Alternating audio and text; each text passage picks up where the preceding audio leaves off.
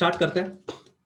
सबसे पहली बात, ये जो मैंने रेड पोर्शन शेड किया है यहां पे, the red portion that is the shaded portion here, ठीक है, इस पोर्शन का हमें एरिया निकालना पड़ेगा, ठीक है, क्योंकि जो फॉर्मूला आप यहां पे देख रहे हैं, radius is angle is equal to area upon radius का स्क्वायर। तो रेडियस तो ये डिस्टेंस होता है, इस डिस्टेंस को हम लोग रेडियस मानते हैं, ये मैंने पिछले लेक्चर में भी आपके साथ डिस्कस किया था। तो वो तो हमारे पास है, पर हम लोग को इसका एरिया निकालना है, ठीक है। अगर इस चीज का एरिया निकालना है तो एरिया का फॉर्मूला क्या होगा?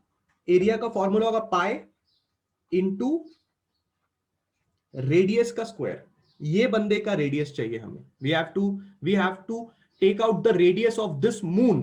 पर अगर आप नोटिस करेंगे तो मून का डायामीटर आपको दिया हुआ है, ठीक है। तो अगर डायामीटर दिया है तो क्या आपको पता है डायामीटर से हम लोग रेडियस निकाल सकते हैं? कैसे निकाल सकते हैं हम लोग डायामीटर से रेडियस? अगर आप रेडियस चाहते हैं तो आप डायामीटर का आधा कर दो। अगर आप डायामीटर का आधा कर देंगे तो आपको रेडियस मिल जाएगा। सो अगर आप 3474 का आधा करेंगे तो आपको कितना मिलना चाहिए? आपको मिलना चाहिए 1737 किलोमीटर, बराबर है। 3474 का आधा होता है 1737 किलोमीटर। पर दूसरी बात आप लोग ने क्या याद रखनी है कि हमें किलोमीटर में सॉल्विंग नहीं करनी है, हमें सॉल्विंग किस में करनी पड़ेगी? हमें सॉल्विंग करनी पड़ेगी मीटर में। अगर आप नोटिस करेंगे तो अर्थ से मून का जो डिस्टेंस है that is given in metres, right, and this is given in kilometre. ऐसा नहीं चलता, हर चीज मीटर में होनी चाहिए। आपने एमकेएस सिस्टम पढ़ा हुआ है, यस, आपने सीजीएस सिस्टम पढ़ा हुआ है, आपको खुद को पता है कि हम लोगों को सारे यूनिट्स को सेम जैसे रखना चाहिए। तो फिजिक्स में हरदम आपको ये बात याद रखनी है कि एक बंदा मीटर में और दूसरा बंदा किलोमीटर में, ऐसा नहीं चलेगा। दोनों के दोनों बंदे को मीटर में कन्वर्ट करना पड़ेगा। तो रेडियस कैसा आएगा? 1737 इज इन किलोमीटर्स। तो अब हम किलोमीटर को कन्वर्ट करना चाहते हैं मीटर में। कोई बता सकता है किलोमीटर को मीटर में कैसे कन्वर्ट करते हैं? Anybody knows how to convert kilometre to metre?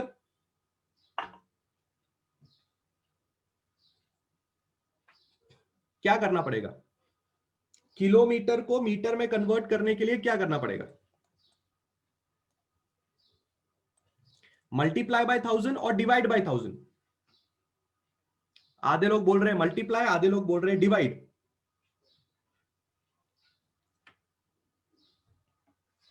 Come on, आधे लोग मल्टीप्लाई, आधे लोग डिवाइड। एक आंसर तो होना चाहिए ना। ठीक है, चलो, अगर इसमें भी कंफ्यूजन है कि मल्टीप्लाई करते हैं कि डिवाइड करते हैं तो जरा देख लेते हैं, ठीक है। कंफ्यूजन नहीं रखना है। हो सकता है बहुत बच्चों को इसमें भी कंफ्यूजन होता हो कि मल्टीप्लाई होता है कि डिवाइड होता है। बिल्कुल अच्छी तरह से मेरी बात समझेंगे, ठीक है। 1 किलोमीटर 1000 मीटर होता है, ये बात तो सबको पता होगी ना। इतनी बात तो सबको पता होगी, 1 किलोमीटर 1000 मीटर होता है, ये तो सबको पता है। अगर मैं आपसे पूछूंगा कि 4 किलोमीटर कितना होता है तो आप जवाब दोगे कितना? आप जवाब दोगे सर इसको 4000 मीटर बोलो, बराबर है। पर मेरा सवाल है कि आपने 4000 मीटर निकाला कैसे? आपने एक्चुअली 4 को मल्टीप्लाई किया 1000 के साथ, तो वो बन गया कितना? 4000 मीटर। ऐसा होता है। तो मुझे जानकारी क्या मिली? कल को अगर मैं आपको बोलूंगा बताओ 3.2 किलोमीटर कितना होता है, तो आपको क्या करना चाहिए? आपको लिखना चाहिए 3.2 और आपको उसको इंटू करना चाहिए 1000 से। तो आपको आंसर कितना मिलेगा? 3200 किलोमीटर, बराबर।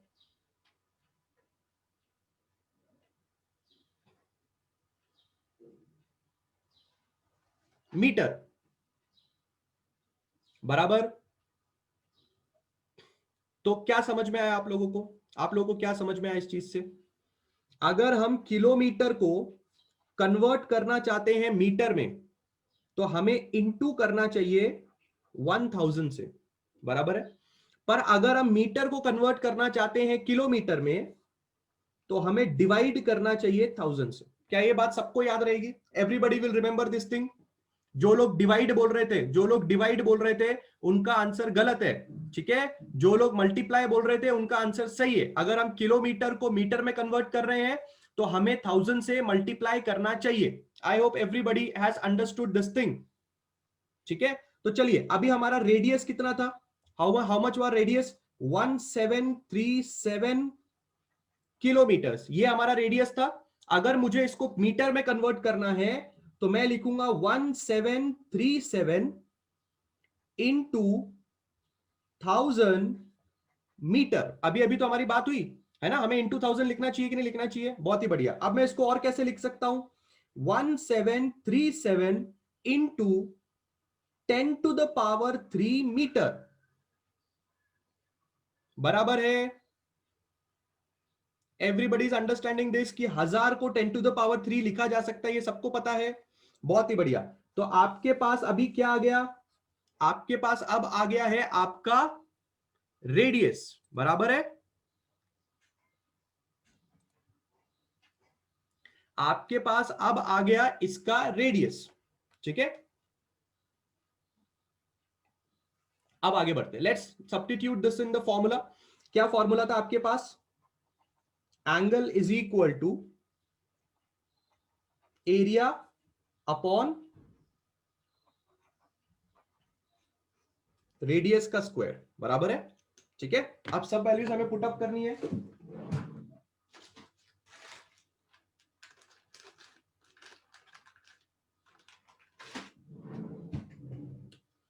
एरिया के बारे में मैंने क्या बोला था? पाई आर स्क्वायर अपॉन, नीचे भी आर स्क्वायर। याद रखिए, याद रखिए, अच्छी तरह से बात को समझना है, कंफ्यूज नहीं होना है, ठीक है ना। इस बंदे का एरिया निकालना है, तो इस बंदे के एरिया को मैं पाई आर स्क्वायर लिख रहा हूं, और ये जो डिस्टेंस है, ये जो डिस्टेंस है, ठीक है ना, उसको मैं स्मॉल आर ले रहा हूं, ठीक है। कंफ्यूज नहीं होना है आप लोगों ने। स्मॉल आर का मतलब क्या होगा? Small R will be the distance from the earth to the moon, ठीक है। And capital R is actually the radius of this particular thing, जिसका हम एरिया निकाल रहे हैं, उसको मैंने कैपिटल आर से डिनोट किया है। आप सिर्फ हमें सब्स्टिट्यूट करना है। तो सब्स्टिट्यूट कैसे करेंगे हम लोग? पाई का वैल्यू सबको पता होगा, पाई का वैल्यू होता है 3.14 इनटू, हमने अभी अभी रेडियस कितना निकाला? 1737 इंटू 10⁻³, इसका हमें करना पड़ेगा square, whole divided by distance. कितना था? डिस्टेंस था आपका 3.84 इंटू 10⁵ का होल स्क्वायर। अब हमें इसको सॉल्व करना। मैं फॉर्मूला जरा यहां पे लिख के दिखा देता हूं। ये देखो, पाई है 3.14, कैपिटल आर के जगह पे आपने ये पुटअप किया जो आपने अभी अभी निकाला था, और स्मॉल आर पहले से आपको क्वेश्चन में दिया हुआ था, ठीक है। अब जरा इसको ठीक ठाक कर लेते हैं। कैसे ठीक ठाक करेंगे इसको हम लोग? कैन एनीबॉडी टेल मी कैसे ठीक ठाक करेंगे?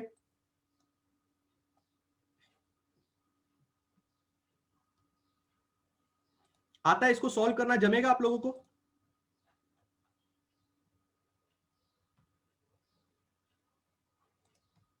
सॉल्व करना जमेगा? नहीं, मैं आप लोग से पूछ रहा हूं, will you able to solve this question? इसके आगे का सॉल्विंग सबको जमेगा? कोई ऐसा है बंदा जिसको पता नहीं चलता पावर के साथ क्या करते हैं? Anybody there who doesn't know what to do with the powers and all that? सब लोग को पता है? देखो, नॉर्मल मल्टीप्लीकेशन तो आता रहेगा ना, नॉर्मल मल्टीप्लीकेशन तो आता रहेगा, ठीक है। देखो मैं दिखाता हूं, 3.14 है, ठीक है, इनटू करेंगे 1737 का स्क्वायर करेंगे, तो 1737 इंटू 1737 बराबर है, इनटू, जब पावर आता है ना तो पावर मल्टीप्लाई होता है, तो दिस विल बी 3×2=6। ऊपर का सबको समझा? 1737 का स्क्वायर है, इसलिए मैंने उसको 2 बार लिखा। मैंने 1737 को 2 बार लिखा, ठीक है। एंड उसके बाद मैंने यहां पे स्क्वायर कर दिया, 3×2=6 हो गया, बराबर है, होल डिवाइडेड बाय, नीचे कितना है?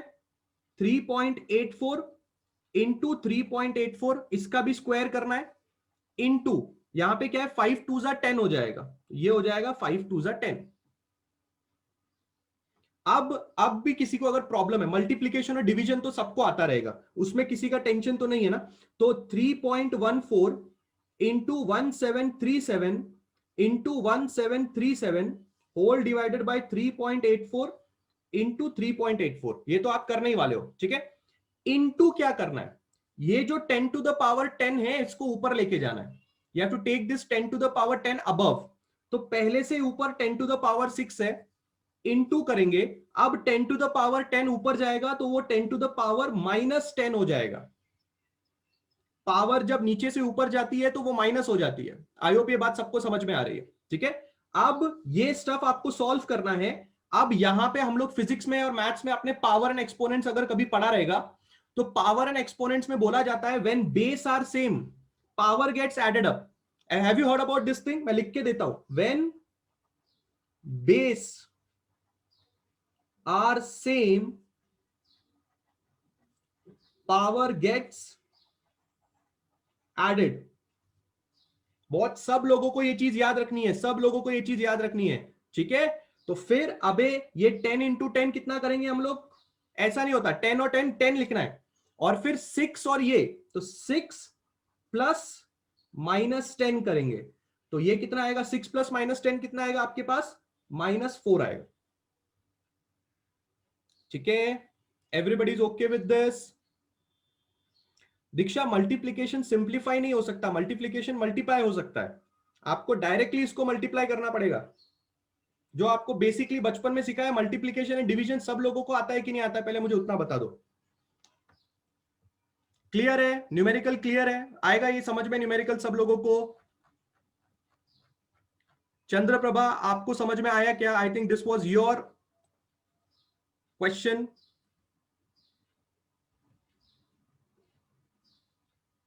ओके, स्टेटमेंट जरूरी नहीं है, ये स्टेटमेंट लिखना जरूरी नहीं है, मैंने आप लोगों के लिए लिख के दिया ताकि घर पे अगर आप ये शीट रेफर कर रहे हो तो आपको ये समझ में आए कि सर ने ऐसा कैसे लिखा। ये जो मैंने लिखा ना, ये मैंने कैसे लिखा आपके समझने के लिए मैंने लिख दिया। When base are same power gets added up. Okay, चलिए आगे बढ़ रहे हैं। I hope everybody has understood this thing, ठीक है। आज हम एक नया टॉपिक स्टार्ट कर रहे हैं जो कि बहुत ही इंपॉर्टेंट टॉपिक है हमारे लिए, ठीक है। उस नए टॉपिक का नाम है डेसिमल का डिवीजन। डेसिमल का डिवीजन, अभिषेक हम 11th स्टैंडर्ड में है।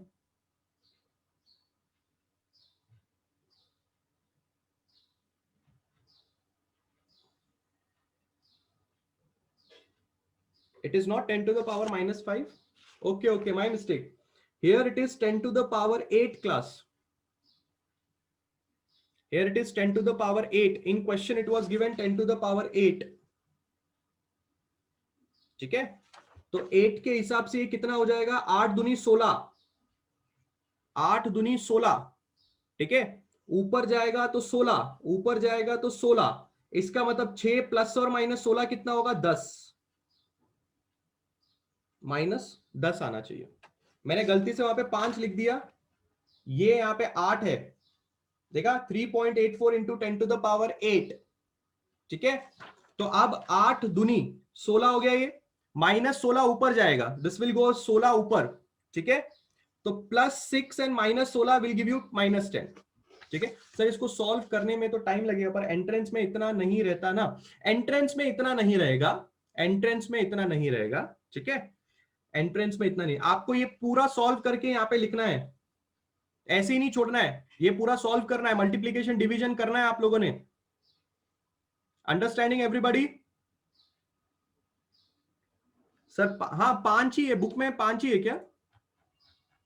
नहीं नहीं, बुक का छोड़ दो, don't look at the book. सब लोग बोल रहे हैं बुक में 5 है। बुक में 5 क्यों है उसका भी रीजन मैं बता सकता हूं, बुक में 5 क्यों है। Everybody is looking at book में 5 है, मैं जरा दिखा देता हूं, ये देखो। सब लोग सोच रहे हैं कि यहाँ पे नीचे बुक में 5 लिखा हुआ है, ठीक है। बुक में नीचे 5 इसलिए लिखा है बिकॉज उसने ऊपर डेसिमल डाल दिया है। आप देख रहे हैं ऊपर उसने 1.737 किया हुआ है। Can you see here in text book solving? मैं आपको टेक्स्ट बुक का दिखा रहा हूं, साइड में दिख रहा है सब लोगों को? सब लोग को दिख रहा है यहाँ पे क्या लिखा है? 3.84 इंटू 10 टू द पावर 5 दिख रहा है आप लोग को? टेक्स्ट बुक ने ऐसा इसलिए किया है क्योंकि उसने ऊपर 1.737 लिखा है। आप लोग इस झमेले में मत पड़े, टेक्स्ट बुक का जाने दो। टेक्स्ट बुक ने क्या किया? Leave that. हमको क्या दिया है, हम लोग को क्या दिया है, हम लोग को 10 टू द पावर 8 दिया है कि नहीं दिया, क्वेश्चन में 10 टू द पावर 8 है कि नहीं, हम लोग 10 टू द पावर 8 लेके ही सॉल्व करेंगे। टेक्स्ट बुक ने क्या किया, लीव दैट असाइड। पक्का? This will be our 4th page. ठीक है, अच्छी तरह से टॉपिक समझना। टॉपिक का नाम है डायमेंशन। ठीक है, अगर हम ये चैप्टर पढ़ रहे हैं तो हम ये चैप्टर बेसिकली इसी टॉपिक के लिए पढ़ रहे हैं। ये जो टॉपिक आप अभी देख रहे हैं डायमेंशंस, ठीक है ना, this is the topic which is the most important topic of our chapter. ठीक है, तो सब लोग अच्छी तरह से इस टॉपिक को समझेंगे। सबसे पहले डायमेंशन होता क्या है, उसका एक अंग्रेजी में डेफिनेशन जरा मैं आप लोगों के सामने प्रस्तुत करता हूं। ठीक है, उस अंग्रेजी वाले डेफिनेशन को सिर्फ और सिर्फ हम लोग देखेंगे, समझेंगे। ठीक है, बिल्कुल ध्यान से देखिए। The dimensions of a physical quantity, the dimensions of physical quantities are the powers to which the concerned fundamental units must be raised in order to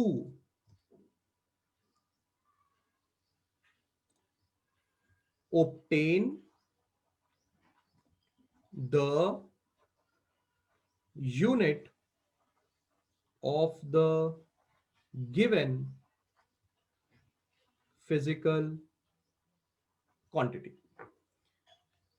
please definition को देख के डरना नहीं है। मैंने डेफिनेशन सिर्फ इसलिए आप लोग के सामने प्रस्तुत की क्योंकि आपको पता होना चाहिए कि एक्चुअल में डेफिनेशन किस तरह से दिखाई देती है। इस पूरे के पूरे डेफिनेशन को मैं एक्सप्लेन करूंगा, अच्छी तरह से सब कुछ देखेंगे हम लोग।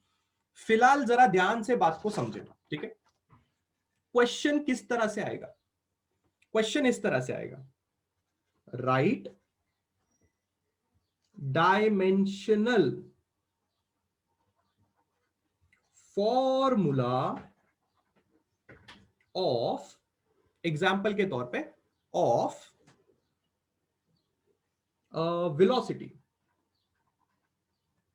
ठीक है, क्या आएगा, dimensional formula of velocity. Diksha definition नहीं समझना है, डेफिनेशन सिर्फ ऐसे लिखा हुआ है, मैं समझा रहा हूं, डोंट टेक टेंशन। सिर्फ और सिर्फ डेफिनेशन मैंने ऐसे ही लिखा हुआ है, अभी मैं समझा रहा हूं, पहले अच्छी तरह से समझ लीजिए। सर इसका पेज नंबर क्या है, कौन सा पेज नंबर चाहिए शिवम आपको? यस शिवम, कौन सा पेज नंबर चाहिए आपको?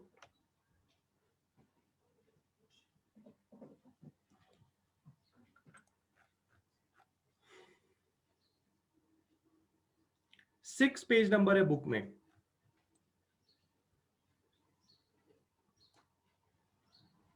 ओके ठीक, चलिए आगे बढ़ते हैं। Write the dimensional formula of velocity. The students who haven't understood the definition, don't take tension. Definition को लेके हम लोग फिलहाल इंटरेस्टेड नहीं है, वो क्या बोलता है, क्या बोलना चाहता है, बाद में बात करेंगे। पहले हम समझ लेते हैं नॉर्मल वे में कि डायमेंशन कैसे निकालते हैं। ठीक है, सबसे पहली बात, आप लोग को मुझे जवाब देना पड़ेगा कि आपके पास कितने फंडामेंटल क्वांटिटीज होते हैं। पहले ये मुझे बताओ सब लोग, how many of you know how many fundamental quantities do we have? बहुत ही बढ़िया, मुझे लगता है लोगों ने पढ़ाई चालू कर दी है, मुझे लग रहा है लोगों ने पढ़ाई चालू कर दी है, जिस तरह से जवाब आ रहे हैं आई थिंक लोगों ने पढ़ाई चालू कर दी है। बहुत ही बढ़िया, बहुत ही बढ़िया। हमारे पास होती हैं टोटल 7 फंडामेंटल क्वांटिटीज, हमारे पास होती हैं टोटल 7 फंडामेंटल क्वांटिटीज। ठीक है, सातों फंडामेंटल क्वांटिटीज के बारे में हर किसी ने सुना रहेगा। ठीक है, 7 फंडामेंटल क्वांटिटीज जो आपके पास हैं, 7 फंडामेंटल क्वांटिटीज की मदद से किसी भी फिजिकल क्वांटिटी का डायमेंशन लिखा जाता है। पहली बात सब लोगों ने अपने दिमाग में रखनी है कि वो जो 7 हमारी फंडामेंटल क्वांटिटीज हैं, उन लोगों की हम मदद लेते हैं और हम किसी भी फिजिकल क्वांटिटी का डायमेंशन लिखते हैं। मैं जरा आपको एक एग्जांपल प्रेजेंट करके दिखाता हूं तो आपको समझ में आएगा कि हमें किस तरह से बात करनी है। पहला एग्जांपल है वेलोसिटी। सपोज कीजिए कोई आपसे कहता है कि मुझे वेलोसिटी का डायमेंशन लिख के बताओ। सपोज कोई आपसे कहता है कि right dimensional formula of velocity. ठीक है, सबसे पहले आपको वेलोसिटी का फॉर्मूला पता होना चाहिए। The main thing is that you should know the formula of velocity. तो वेलोसिटी का फॉर्मूला होता है displacement upon time. I hope सब लोगों को वेलोसिटी का फॉर्मूला तो समझ में आता है। ठीक है, क्या है वेलोसिटी का formula class? Displacement upon time. सब लोगों को यह फॉर्मूला पता होगा। ठीक है, डिस्प्लेसमेंट अपॉन टाइम। आगे बढ़ते हैं, बिल्कुल ध्यान से समझिए। वेलोसिटी का डायमेंशन लिखने का तरीका देखिए, लिखने का तरीका देखिए। वेलोसिटी का डायमेंशन हम लिखने जा रहे हैं, इक्वल टू साइन डालेंगे, एक और ब्रैकेट डालेंगे। ठीक है, और आपके पास जो 7 फंडामेंटल क्वांटिटीज हैं उन सबको हम लिख डालेंगे। कितने फंडामेंटल क्वांटिटीज हैं आपके पास? आपके पास अराउंड 7 फंडामेंटल क्वांटिटीज है, उन सबको लिख डालने का यहां पे मैं दिखाता हूं आपको 7 फंडामेंटल क्वांटिटीज आपको कैसे लिखना है।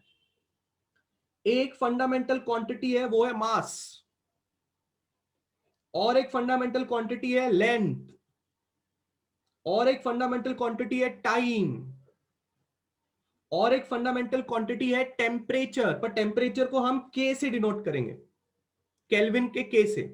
इलेक्ट्रिक करंट है हमारे पास, इलेक्ट्रिक करंट को हम डिनोट करेंगे एम्पियर के ए से। लुमिनस इंटेंसिटी है हमारे पास, लुमिनस इंटेंसिटी को हम डिनोट करेंगे आई से। अमाउंट ऑफ सब्सटेंस है हमारे पास, ठीक है ना, अमाउंट ऑफ क्या है हमारे पास? सब्सटेंस है हमारे पास। अमाउंट ऑफ सब्सटेंस को हम डिनोट करेंगे किसके साथ? कुछ भी आप एक एस से डिनोट कर देते हैं। शॉर्ट फॉर्म बिल्कुल ध्यान से समझेंगे, मैंने किसका क्या शॉर्ट फॉर्म यूज किया है। एन यूज करना है, ठीक है, कैपिटल एन हमने यूज कर लिया for the amount of substance. Mass आपका फंडामेंटल क्वांटिटी है, लेंथ आपका फंडामेंटल क्वांटिटी है, टाइम आपका फंडामेंटल क्वांटिटी है, ये आपका टेम्परेचर है। ठीक है, टेम्परेचर के लिए मैंने के यूज किया है क्योंकि टाइम के लिए मैंने टी यूज किया था। ठीक है, दिस इज करंट, करंट के लिए मैंने एम्पियर का ए यूज किया है। दिस इज आपका लुमिनस इंटेंसिटी, उसके लिए मैंने आई यूज किया है। And this is your amount of substance. So everybody, sir amount of substance का कैसे भी डिनोट कर सकते हैं क्या? सी सी अमाउंट ऑफ जो सब्सटेंस है उसका बेसिकली एन ही डिनोशन है। ठीक है, पर आप ट्रेडिशनल फॉर्मेट में एन यूज करो चलेगा, कोई पंगा नहीं है। ठीक है, सर टेम्परेचर को थीटा भी लिख सकते हैं क्या? हाँ, टेम्परेचर को थीटा भी लिख सकते हैं, टेम्परेचर को थीटा भी लिख सकते हैं।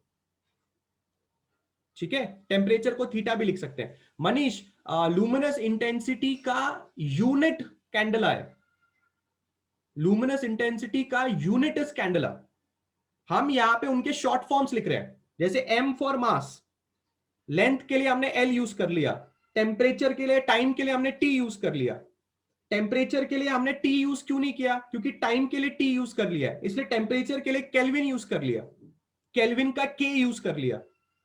करंट के लिए हम लोग आई यूज कर सकते हैं, पर आई यूज करने का मतलब हम लोग एम्पियर यूज कर रहे हैं उसके बदले। आई क्या है? Luminous intensity. और एन क्या है? N is your amount of substance. वो जो मोल था ना, मोल, उसको एन बोलते हैं। ठीक है Vishal, I haven't explain the definition yet, I haven't explain the definition yet. Don't consider the definition right now.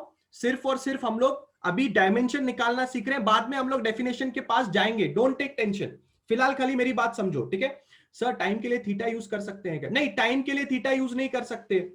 You cannot use theta for time.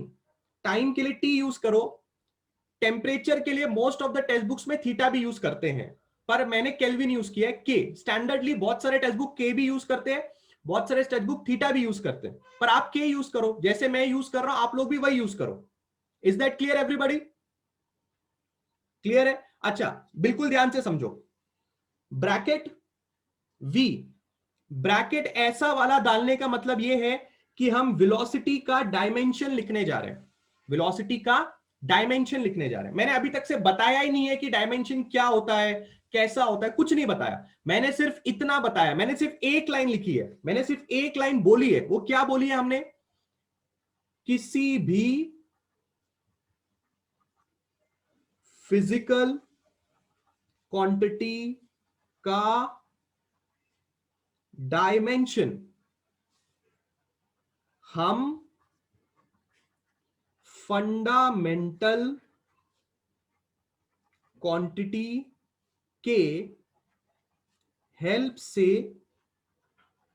लिखते हैं। बस मैंने इतना ही अभी तक से बोला है। Sir current, luminous intensity and amount of substance को ओरिजिनली कैसे डिनोट करते हैं? जैसे लेंथ का एल है, वैसे इन तीनों का क्या है? दीक्षा सी, दीक्षा सी, मैं आपसे वही बार बार कह रहा हूं अगर आप कोई टेक्स्ट बुक्स उठाएंगे, किसी किसी टेक्स्ट बुक में करंट को आई से डिनोट किया जाता है। किससे डिनोट किया जाता है? आई से। और करंट का यूनिवर्सल डिनोशन, अगर आप कहीं पे भी करंट का यूनिवर्सल डिनोशन देखेंगे तो वह आई होता है। एग्जाम्पल के तौर पे आपने कभी बचपन में ओम्स लॉ पढ़ा होगा, you must have studied Ohm's law कहीं ना कहीं। वहां पे आपने फॉर्मूला देखा है, V is equal to I are.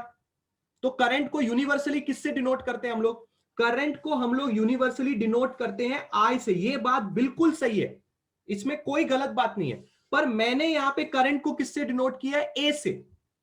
मैंने करंट को किससे डिनोट किया है? ए से। ठीक है, क्यों मैंने ऐसा डिनोट किया है ए से? क्योंकि luminous intensity, the word intensity is actually denoted by I, और अगर मैं करंट को भी आई लिखूंगा तो कंफ्यूजन हो जाएगा।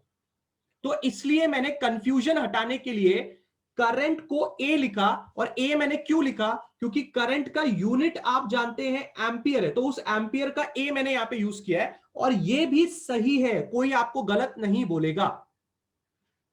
Are you understanding this thing? Everybody is understanding मैंने क्यों करंट के शॉर्ट फॉर्म में ए लिखा और आई नहीं लिखा? सब लोग को ये बात समझ में आ रही है? पहले मुझे ये बताओ, everybody is understanding why I have written current की जगह पे A and why not I?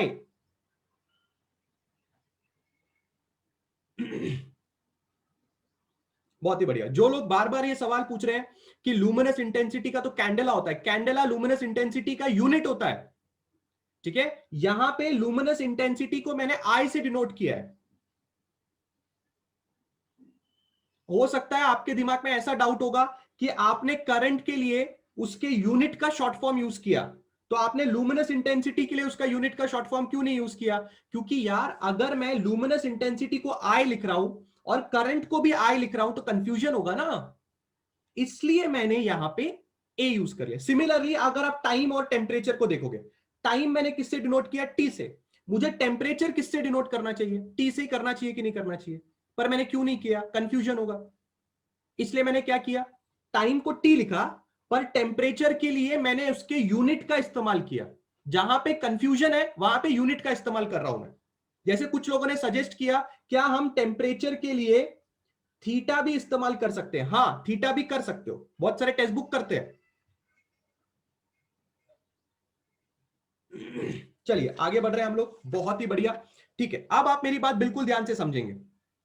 किसी भी फिजिकल क्वांटिटी का डायमेंशन हम फंडामेंटल क्वांटिटी के हेल्प से लिखते हैं, हेल्प से लिखते हैं। दूसरी चीज आपने क्या याद करनी है, दूसरी चीज आपने क्या समझनी है? ठीक है, बिल्कुल ध्यान से देखना। Dimension is the value of a physical quantity raised to the powers of fundamental quantities। बिल्कुल बात से समझेंगे, बिल्कुल बात से समझेंगे। डायमेंशन एक ऐसी वैल्यू है, एक ऐसी चीज है जो लिखने के लिए आपको फिजिकल क्वांटिटी को फंडामेंटल क्वांटिटी के पावर्स में लिखना है। इसको डायमेंशन बोलते हैं। क्या बोला मैंने, वापस मैं रिपीट करता हूं। डायमेंशन जब आप लिखते हैं तो आपको किसी भी फिजिकल क्वांटिटी को आप लोगों को फंडामेंटल क्वांटिटीज के पावर में लिखना है। किस में लिखना है? फंडामेंटल क्वांटिटीज के पावर में लिखना है। ठीक है, अब मेरी बात बिल्कुल ध्यान से समझना है, सब लोगों ने मेरी बात बिल्कुल ध्यान से समझना है। Velocity, velocity displacement upon time होता है, बराबर है। आप लोगों को मुझे बताना है डिस्प्लेसमेंट जैसी चीज फंडामेंटल क्वांटिटी में किसमें नापी जा सकती है? बोलो।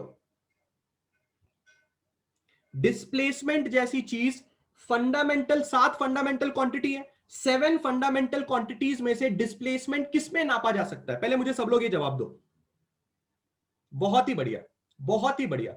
डिस्प्लेसमेंट हम लोग यूज कर सकते हैं लेंथ में। फंडामेंटल क्वांटिटी जो लेंथ है उसमें हम लोग डिस्प्लेसमेंट का इस्तेमाल कर सकते हैं। ठीक है, तो हम लोग यहां पे कितने डिस्प्लेसमेंट है? एक डिस्प्लेसमेंट आपको दिखाई दे रहा है, तो यहां पे लेंथ के ऊपर आप 1 का पावर लगाएंगे। आप लेंथ के ऊपर क्या लगाएंगे? 1 का पावर लगाएंगे। अब दूसरा चीज मैं पूछता हूं, टाइम को फंडामेंटल क्वांटिटीज में किस में देखा जा सकता है? Time is what? Time is time. Time is time. यहां पे कितने टाइम है? एक टाइम है यहां पे इट इज ओनली 1 टाइम। पर टाइम फॉर्मूले में कहां पे आ रहा है? टाइम फॉर्मूले में नीचे आ रहा है, इट इज कमिंग डाउन। तो आप यहां पे यूज करोगे -1। बिल्कुल ध्यान से देखना है आप लोगों ने। मैंने -1 क्यों लिखा? Why did I right -1? Because ये ऊपर जाएगा तो इसमें पावर में -1 आएगा, इसलिए मैंने t का पावर -1 किया है। अब तीसरी चीज जो आपको समझनी है, क्या वेलोसिटी के फॉर्मूले में मास का कुछ लेना देना है? नहीं है, 0। क्या टेम्परेचर का कोई लेना देना है? 0। करंट का कोई लेना देना है? नहीं। लुमिनस इंटेंसिटी का नहीं। Number of amount of substance का नहीं। सब में 0 डाल दिया मैंने। तो आपने क्या किया? जरा ये डेफिनेशन हम वापस पढ़ेंगे। डायमेंशन किसी भी फिजिकल क्वांटिटी का जब आप लिखते हो तो it is the fundamental quantities का raise to the powers, raised to the powers. बराबर शिवम, नीचे रहेगा उसको आपने माइनस में लिखना है। ठीक है, तो आपने क्या किया? आपने किसी भी फंडामेंटल क्वांटिटी को उठाया, आपने किसी भी फिजिकल क्वांटिटी को उठाया, उसका फॉर्मूला लिखा और उस फॉर्मूले को आपने फंडामेंटल क्वांटिटीज के पावर में लिखा। फंडामेंटल क्वांटिटीज के पावर में। एक और बात रिपीट करता हूं, डिस्प्लेसमेंट 1 था, लेंथ के ऊपर पावर 1 आया, टाइम नीचे है इसलिए -1 आया। मैं सिर्फ इतना पूछना चाहता हूं, 10% समझा? 10%, सिर्फ इतना। मैं ये नहीं बोलता पूरा समझा, 10% समझा। जिनको डायमेंशन पहले से ही आता है बहुत अच्छा, जिनको नहीं आता है उनके लिए थोड़ा थोड़ा फीलिंग आ रहा है, थोड़ा, सिर्फ थोड़ा, ज्यादा नहीं। अभी मैं 15-20 एग्जाम्पल लूंगा, पूरा का पूरा फीलिंग आएगा। बढ़िया है, सब लोग का रिप्लाई आना चाहिए, सब लोगों का रिप्लाई आना चाहिए, सब लोगों का रिप्लाई आना चाहिए। बहुत ही बढ़िया। चलो और एक एग्जाम्पल आप लोग के सामने पेश करते हैं। ठीक है, अब हम धड़ाधड़ धड़ाधड़ थोड़े बहुत एग्जाम्पल्स लेंगे तो आपको बहुत ही बेहतरीन डायमेंशन समझ में आएगा और आप 1-2 सेकंड में डायमेंशन लिख सकते हैं। इजीली आप 1-2 सेकंड्स में डायमेंशन लिख सकते हैं। मेरा अगला एग्जाम्पल आप लोगों के लिए है, अच्छी तरह से समझे। सेकंड एग्जाम्पल मेरा आप लोगों के लिए है acceleration. Can anybody tell me what is the formula of acceleration? Come on. Formula of acceleration, formula of acceleration. Yes, गाड़ी के एक्सेलरेशन का फॉर्मूला क्या होता है? एक्सेलरेशन, गाड़ी का एक्सेलरेशन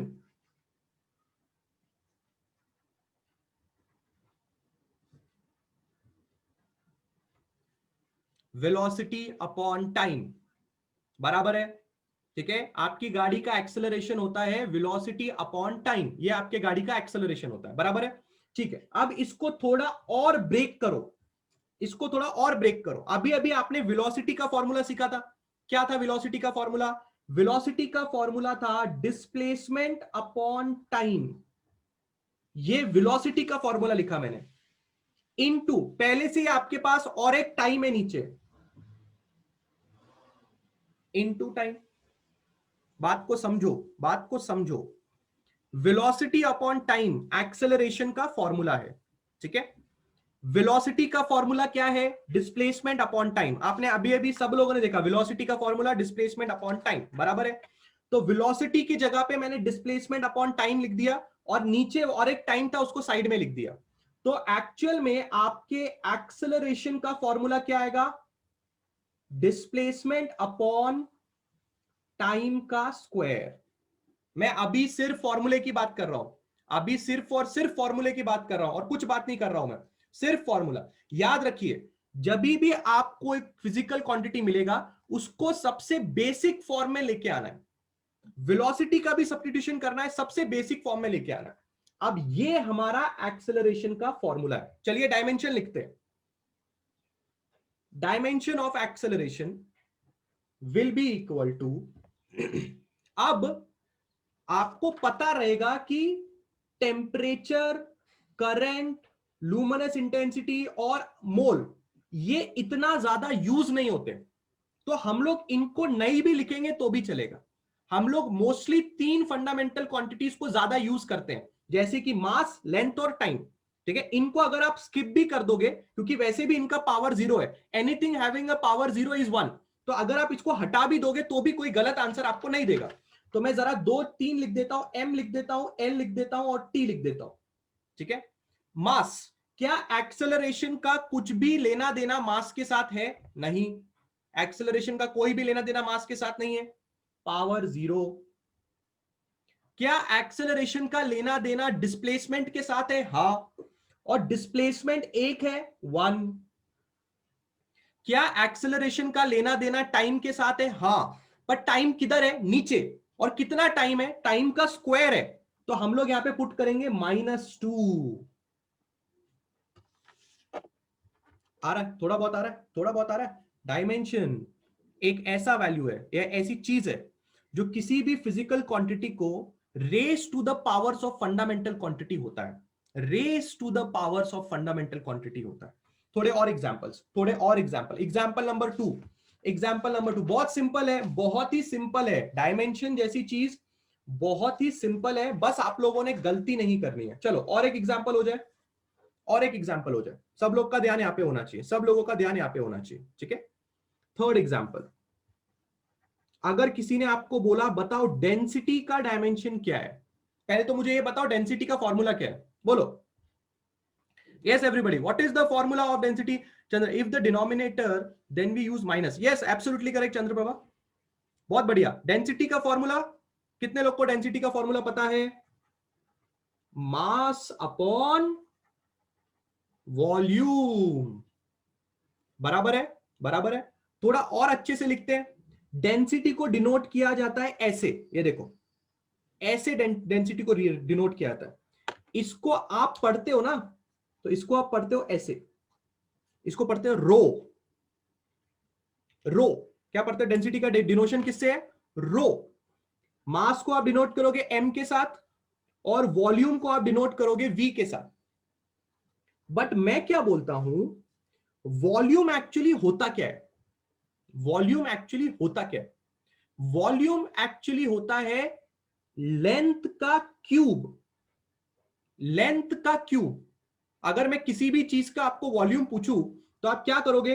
वॉल्यूम होता है length into breadth into height, यही होता है ना वॉल्यूम, ऐसा ही होता है ना वॉल्यूम तो यही होता है। तो डायमेंशन में अगर आप नोटिस करोगे तो लेंथ, ब्रेथ और हाइट, ये तीनों चीजें फंडामेंटल क्वांटिटी में लेंथ में ही आती हैं, इसलिए मैंने यहां पे एल का क्यूब लिखा। तो अभी हम डायमेंशन लिखने जा रहे हैं। डायमेंशन ऑफ डेंसिटी, एम लिखो, एल लिखो, टी लिखो, ब्रैकेट डालो। क्या डेंसिटी का मास के साथ कोई लेना देना है? क्या डेंसिटी मास पे डिपेंड करती है? हां करती है, वन। मास एक है, पावर वन। क्या डेंसिटी लेंथ पे डिपेंड करती है? हां करती है। कितनी बार? 3 बार। और किधर? नीचे, -3। क्या डेंसिटी टाइम पे डिपेंड करती है? नहीं, जीरो, डायमेंशन आपका हाजिर है। अब किसी को कुछ समझ में आ रहा है क्या? फटाफट फटाफट रिप्लाई चाहिए, यस और नो चाहिए मुझे, समझ में आ रहा है कि नहीं आ रहा है। जब ये चीज शुरू हुई थी ना, जब ये चीज शुरू हुई थी, हो सकता है ये बड़ा चीज देख के आप डर गए हो, जिसको डायमेंशन नहीं पता, इसलिए मैंने क्या बोला, इसको मत देखो, भूल जाओ। मैंने सिर्फ और सिर्फ ऐसे ही लिख दिया है क्योंकि टेक्स्ट बुक में है, टेक्स्ट बुक में है इसलिए लिख दिया है। यहां पे फोकस करो, इस चीज पे फोकस करो। कितने लोगों को समझ में आ रहा है? कितने लोगों को समझ में आ रहा है? आ रहा है, बहुत सारे एग्जाम्पल आ रहे हैं प्रशांत, बहुत सारे एग्जाम्पल आ रहे हैं। अभी तक समझ रहा है कि खाली हाया ना हो जाना चाहिए, बहुत ही बढ़िया। चलो one more example, ready ready for one more example. चलिए एक और एग्जाम्पल लेते हैं, ठीक है। फोर्स, फोर्स एक फिजिकल क्वांटिटी है, इसका एग्जाम्पल बराबर है। चलो, फोर्स का फॉर्मूला सब लोग को पता होगा बचपन से, अगर किसी बच्चे को कुछ याद रहता है ना तो उसका फोर्स का फॉर्मूला याद रहता है। क्या होता है फोर्स का फॉर्मूला? मास इनटू एक्सेलरेशन। डिवाइड नहीं है साक्षी, डिवाइड नहीं है, मल्टीप्लाई है। मास इनटू एक्सेलरेशन बराबर है, यही है आपके फोर्स का फॉर्मूला, ठीक है। अच्छा, मास इनटू, क्या एक्सेलरेशन के फॉर्मूले को थोड़ा और ब्रेक किया जा सकता है? हाँ, एक्सेलरेशन लिखा जा सकता है वेलोसिटी अपॉन टाइम। अभी अभी बताया आपको, एक्सेलरेशन को वेलोसिटी अपॉन टाइम लिखा जा सकता है। क्या हम वेलोसिटी को और ब्रेक कर सकते हैं? हाँ, अभी अभी मैंने आपको सिखाया, मास इनटू डिस्प्लेसमेंट अपॉन टाइम का स्क्वायर, बराबर है कि नहीं? बराबर है कि नहीं? है ना। अब अब इसका डायमेंशन हो जाए, फोर्स का dimension M L T bracket. क्या फोर्स का लेना देना मास के साथ है? शिवम गलत है बेटा आपका, आपने m का पावर 0 कैसे चढ़ाया? हाँ शिवम, फोर्स का मास के साथ लेना देना नहीं है क्या? किसी का भी पावर 0 क्यों चढ़ाते हैं? जब उसका लेना देना नहीं होता। तो क्या फोर्स का लेना देना मास के साथ है कि नहीं है? हाँ शिवम बोलिए, फोर्स का लेना देना मास के साथ है। फिर पावर 0 आएगा क्या? हाँ वेरी गुड शिवम, कितना आना चाहिए? पावर 1, ठीक है। अच्छा, फोर्स का लेना देना लेंथ के साथ है, डिस्प्लेसमेंट के साथ है, हाँ, कितना आना चाहिए? 1। फोर्स का लेना देना टाइम के साथ है, हाँ है, कितना है? स्क्वायर, पर किधर है? नीचे, -2। आ रही है फीलिंग? आ रही, फीलिंग आ रही है? आएगा फोर्स, फोर्स फोर्स आएगा m to the power 1, l to the power 1, t to the power -2। Yes Aman, absolutely correct. Okay, और एक एग्जांपल हो जाए, और एक एग्जांपल हो जाए, 7वां पेज, 5वां एग्जांपल, और एक एग्जांपल हो जाए। चलो, वर्क बताओ, वर्क बताओ,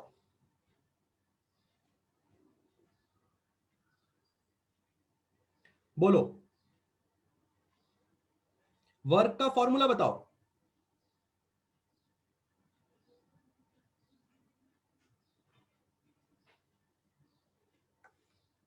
वर्क का फॉर्मूला बताओ।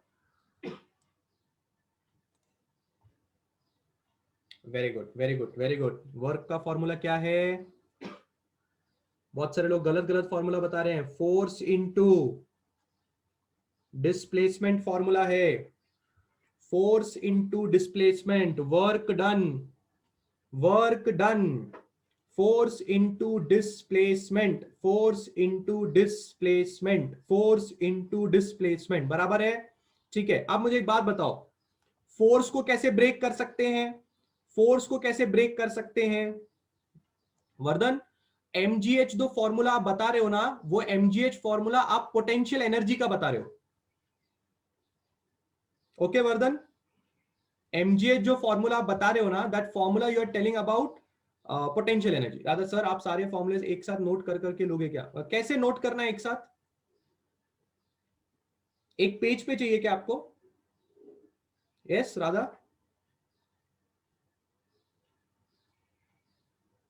Yes, yes, Shivam. Yes, yes. Shivam, absolutely correct.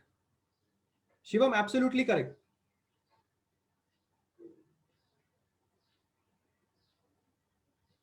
ठीक है, आगे बढ़ता हूं, आगे बढ़ता हूं। फोर्स का फॉर्मूला क्या था? फोर्स का फॉर्मूला क्या था? मास इनटू एक्सेलरेशन इनटू डिस्प्लेसमेंट, तो पहले से ही था। बराबर है, बराबर है।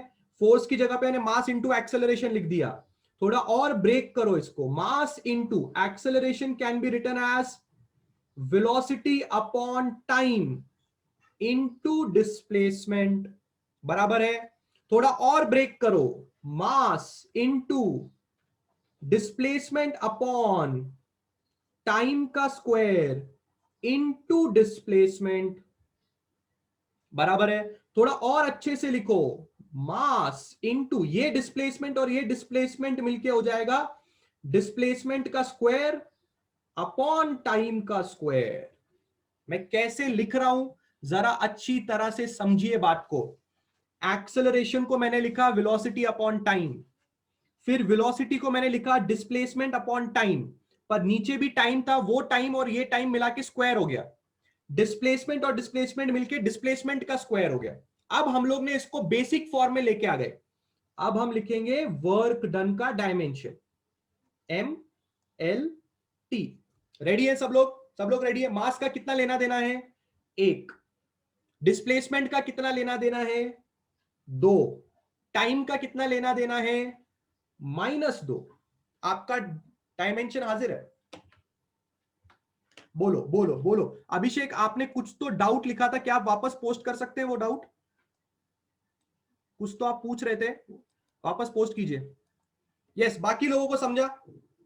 Sir, can we write L M T? Yes, you can write Chandraprabha, you can write Chandraprabha, absolutely correct. Okay Krish, okay sorry वो गलती, ठीक है चलेगा। बाकी लोग का क्या कहना है? बाकी लोगों का क्या कहना है? आ रहा है? अभी आएगा, समझ में आएगा डायमेंशन किसी भी क्वांटिटी का कैसे लिखना है।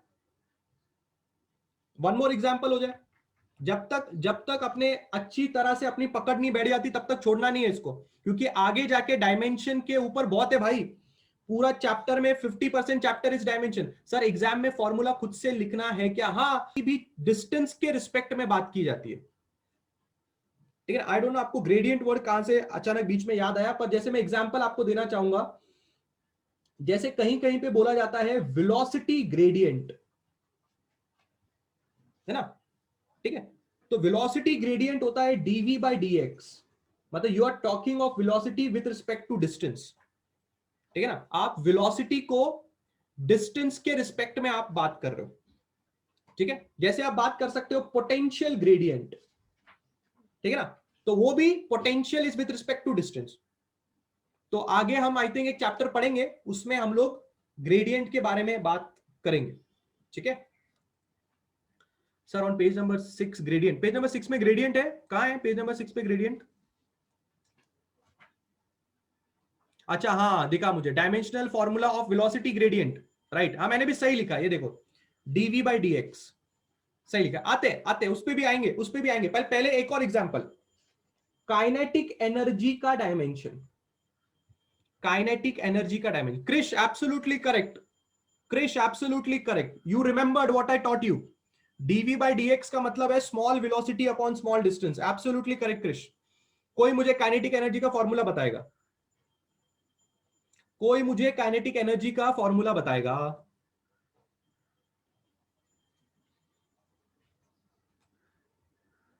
ठीक है,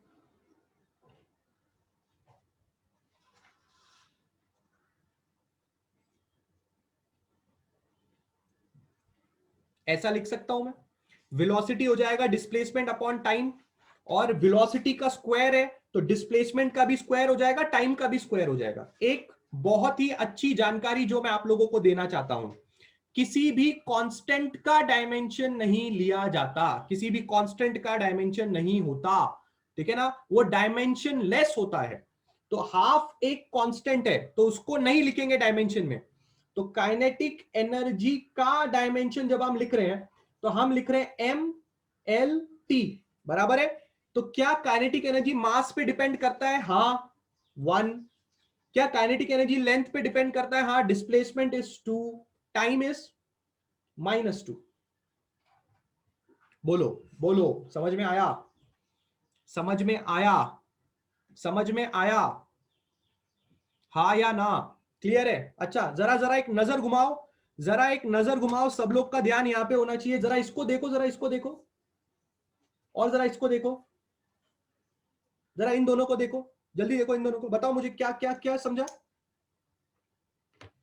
यश, मैंने बोला हाफ एक कांस्टेंट है बेटा, कांस्टेंट का डायमेंशन नहीं लिखा जाता, ठीक है यश? कांस्टेंट का डायमेंशन नहीं लिखा जाता, डायमेंशन लेस होता है वो। अच्छा, दोनों सेम है, दोनों सेम है, ऐसा क्यों? ऐसा क्यों? क्यों ऐसा? बात को समझो, बात को समझो, ठीक है? एक और एग्जांपल अगर मैं आपके सामने पेश करूंगा तो आपको बेटर समझ में आएगा। देखो, और एक एग्जांपल पेश करता हूं, ठीक है? हम निकालते हैं पोटेंशियल एनर्जी का डायमेंशन। पोटेंशियल एनर्जी होता है mgh। अगर हाफ रहेगा तो 1 लिखेंगे, हाफ रहेगा तो उसको इग्नोर करेंगे। दिव्या, हाफ रहेगा तो उसको इग्नोर करेंगे। हाफ डायमेंशन लेस होता है, उसको डायमेंशन लिखते वक्त इंक्लूड ही नहीं करना, ठीक है? समझाता हूं क्यों ऐसा हुआ, समझाता हूं, बिल्कुल ध्यान से देखो, ठीक है? बिल्कुल ध्यान से देखो। पोटेंशियल एनर्जी mgh है, तो अगर आप ध्यान से देखेंगे तो g क्या होता है? g क्या होता है? g होता है acceleration due to gravity. Acceleration होता है ये, g का मतलब एक्सेलरेशन होता है, ठीक है? तो हम लोग इसको लिख सकते हैं मास इंटू एक्सेलरेशन। के बारे में मुझे क्या पता चला था? एक्सेलरेशन का सबसे शॉर्ट फॉर्म होता है डिस्प्लेसमेंट अपॉन टाइम का स्क्वायर। तो डायरेक्टली लिख देता हूं,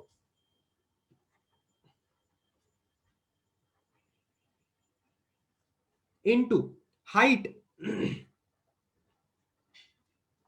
पोटेंशियल एनर्जी का डायमेंशन mlt बराबर है। मास पे डिपेंड करता है, हां। लेंथ पे डिपेंड करता है, हां। डिस्प्लेसमेंट भी लेंथ है और हाइट भी लेंथ है। तो कितने लेंथ है? 2, 2, और नीचे टाइम का स्क्वायर है -2। अगर आप नोटिस करेंगे ये डायमेंशन, ये डायमेंशन और ये डायमेंशन, सब डायमेंशन सेम आ रहे हैं, बिकॉज ये सब चीज एक ही तो चीज है। आप अगर अच्छी तरह से समझेंगे तो work done is actually energy. Kinetic energy तो एनर्जी है ही, और पोटेंशियल एनर्जी भी एनर्जी है। सब चीज एक ही है ना? आप समझ रहे हैं बात? वर्क डन भी एनर्जी होता है, काइनेटिक एनर्जी भी एनर्जी होता है, और आपका पोटेंशियल एनर्जी भी एनर्जी होता है। इन सब का यूनिट भी सेम होता है। जैसे कि इन सब का यूनिट होता है जूल्स। अगर सब लोगों का यूनिट सेम है तो उन लोग का डायमेंशन भी सेम होगा। सुनीता इज आस्किंग, उसके पहले प्रशांत इज आस्किंग टाइम में -2 क्यों? बेटा टाइम में नीचे स्क्वायर है ना प्रशांत, टाइम में नीचे स्क्वायर है ना, और टाइम नीचे है प्रशांत, टाइम नीचे है। जो चीज नीचे होती है उसके ऊपर जाने का -2 आता है। Is that clear Prashant?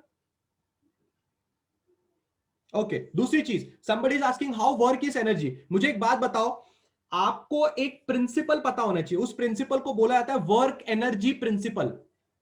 Work energy principal यही बोलता है, या फिर आसान भाषा में बोलूं तो आपको काम करने के लिए एनर्जी की जरूरत पड़ती है।